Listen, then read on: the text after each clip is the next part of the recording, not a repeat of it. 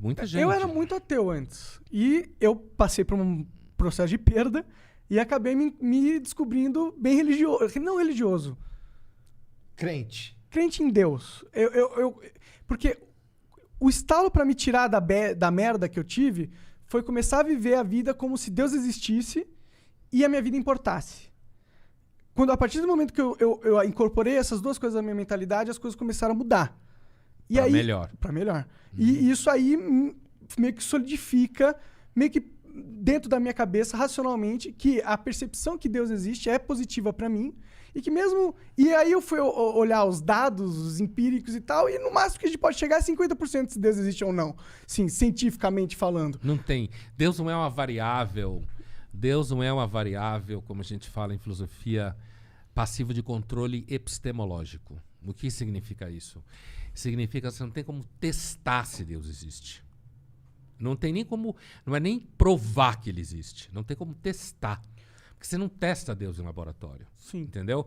Então, o ateísmo enquanto tal, do ponto de vista do cético, que é aquela pessoa que coloca teorias contra outras para perceber as fragilidades delas, o ateísmo é o que a gente chama de dogmatismo negativo. Você faz uma afirmação negativa que, por sua vez, não dá para provar. Entendeu? Então, quando você fala 50-50, quer dizer, não dá para decidir mesmo do ponto de vista estrito. É por isso que se fala, Deus não é uma variável de controle epistemológico. É muito mais uma questão que você chega por história de vida, por coisas que você sofreu, por um certo temperamento, uma certa sensibilidade. Então, agora eu queria te perguntar uma coisa. Você disse que você estava numa bad, numa aposta, começou a pensar que a vida importa, Deus existe, e você veio parar aqui? Aham. Como é que foi essa história? Cara, você conhece o Jordan Peterson? Claro. Então, esse cara foi o cara que eu assisti a palestra dele, que ele tem uma palestra de, sei lá, são vários episódios, que ele pega a Bíblia e ele meio que seca, faz uma meta-análise da Bíblia e seca. E essa meta-análise dele me ajudou muito a entender meio que o jogo que eu tava jogando, tá ligado? E foi a partir desse cara aí que eu comecei a falar, tá bom, vou mudar essas coisas que eu percebi que ele tá falando, essas mentalidades, eu vou mudar e eu vou ver o que acontece. Você viu o curso dele online? Online, é de graça. Não o livro dele. Eu comprei o 12 Regras pra Vida também. Não esse.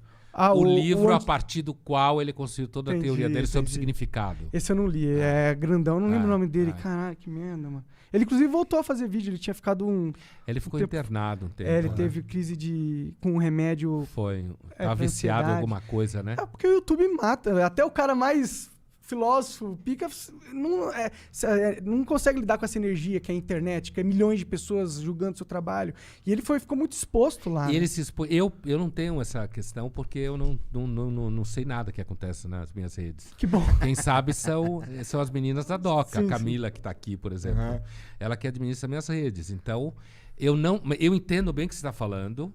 E o Peterson, ele ficou de fato muito exposto, né? Queriam destruir ele, porque ele criou... Ele deu ferramentas intelectuais para quebrar toda uma narrativa que estava permeando a mídia lá nos Estados Unidos, entendeu? E aí as pessoas que se aproveitavam dessa narrativa viram, pô, o cara tá destruindo a minha narrativa, mano. E começaram a atacar ele. Então, esses acabaram sendo descobertos, são caras, tipo, muito poderosos. A maior parte da mídia escrita lá nos Estados Unidos são mídias que atacaram o cara, tentaram destruir, tentaram descreditar, tentaram falar que ele era machista, sexista, tentaram falar que ele era racista, tudo. Daqui a pouco começa transfóbico. Transfóbico também. Acusaram ele, né? Inclusive foi a primeira coisa que foi o primeiro acusaram. Problema, foi que ele era transfóbico. Lá em Canadá. Daquele lance do pronome neutro lá que ele ficou puto? Sim, porque ele é contra o Estado ter o poder de compelir você a usar um tipo de jargão, um tipo de fala. Assim. Que leva em conta a ideia do gênero social, né? Então, Jordan Peterson é um grande cara, assim. Agora, eu